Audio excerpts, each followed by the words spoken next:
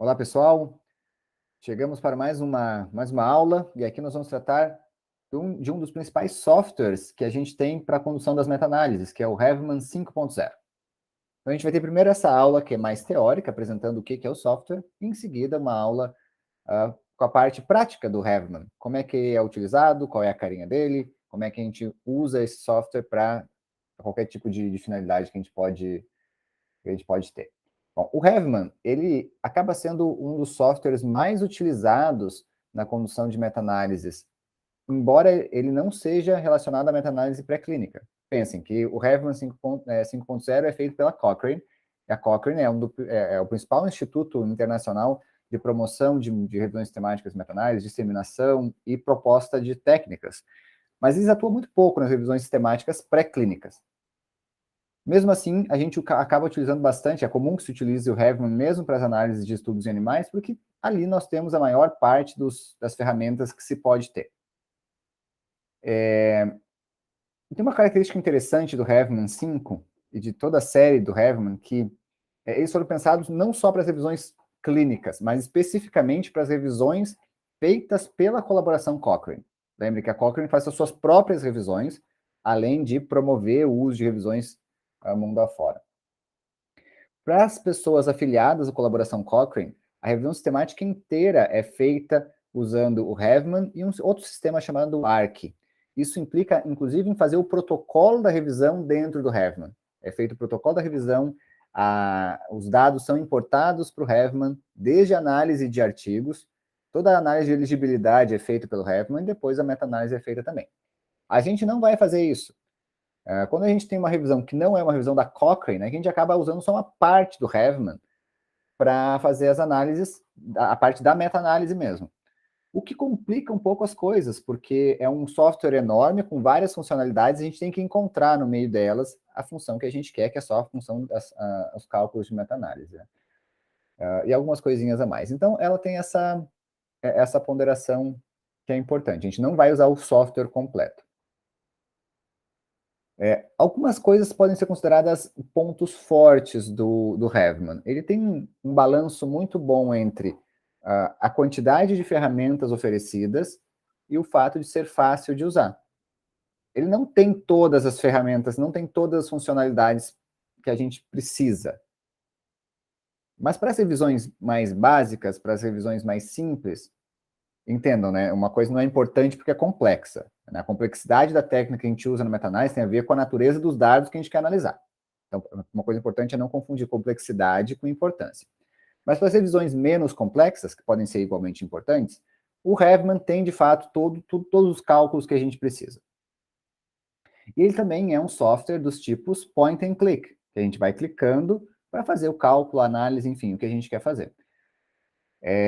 Então, isso faz com que ele seja fácil de usar, porque a gente tem uma grande barreira na funcionalidade dos softwares que está relacionado com a programação.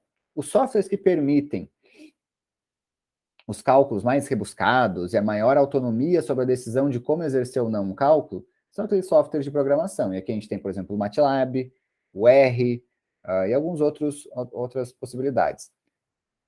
Mas para isso, para que eu tenha essa autonomia sobre a decisão do cálculo e até mesmo gerar alterações no cálculo de algum teste, eu preciso programar. Esse software não, assim como outros softwares, ele é de chama point and click, é um software que a gente usa o mouse para selecionar uma função ou outra.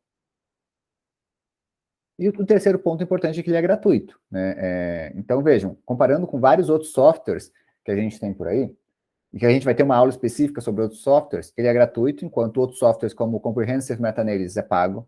Ele é fácil de usar, diferentemente de outros softwares que são mais complicados, como o R, por exemplo. Né? Que não é exatamente um software, mas a comparação serve. E ele tem as principais funcionalidades.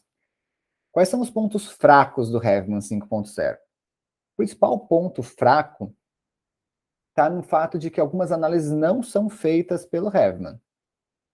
Principalmente meta-regressão, ela não é feita pelo Heavman, mas o que a gente pode fazer são análises de subgrupo, que controlam muito bem, ou servem para controlar, o efeito de covariantes categóricas.